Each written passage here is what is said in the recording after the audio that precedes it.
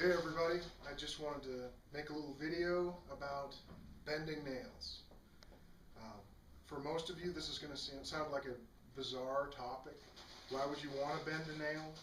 It seems like an unreasonable or even dumb thing to do. Why would you want to take a perfectly usable tool and turn it into just a bent hunk of metal? I don't know. That's a great question.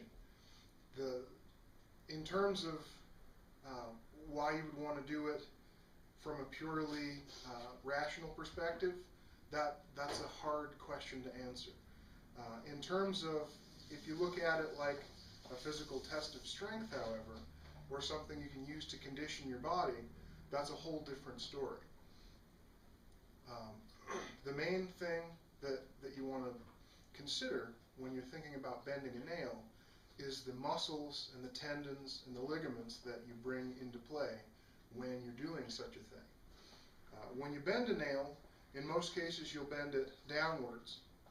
That will stress your wrist, your grip strength, your hand toughness, your lower arm strength, and to an extent everything from your chest and beyond. So when you bear down on that nail, you will immediately see if there's a weak spot in your strength. If you've got plenty of strength in your arms and even your hands to do it, but your wrists are folding under, that means you have something to work on.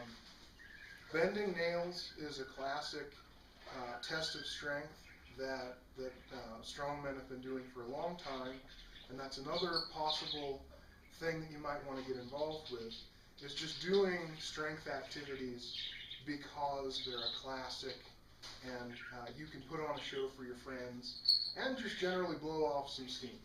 There's nothing like taking one of these, a 60-penny nail, and turning it into one of these to make you feel a little bit better about your rough work day. So that's something that we'll consider. Now, the nail that you're used to seeing day to day, the largest nail you'll likely encounter is probably a 16-penny nail, 1/6. And those are pretty tiny. I mean, they seem like a large nail compared to the 8 or 10-penny nails that are most commonly seen. But then, when you see a 60-penny nail, 60, these great big guys are, not far off from a spike. A few jumps upwards, and this is the thing you're securing your tent with. Initially, the idea of being able to bend one of these into a U shape sounds kind of ludicrous. Like, how could you do that? But it is possible, and I'll show you one. So if we just put something over this nail. Now, whenever you do something like this, I have to warn you that it's absolutely necessary to protect your hands. You don't want to have a stigmata situation happening with your hands where you've got a nail sticking through your palm. That's not a good idea. That's not exercise, that's self-mutilation. But if you have something to protect you, you could have Cordura nylon, leather wrapping. Just gloves probably won't do it because the chisel point on these nails is serious business and will pierce right through a gardening glove.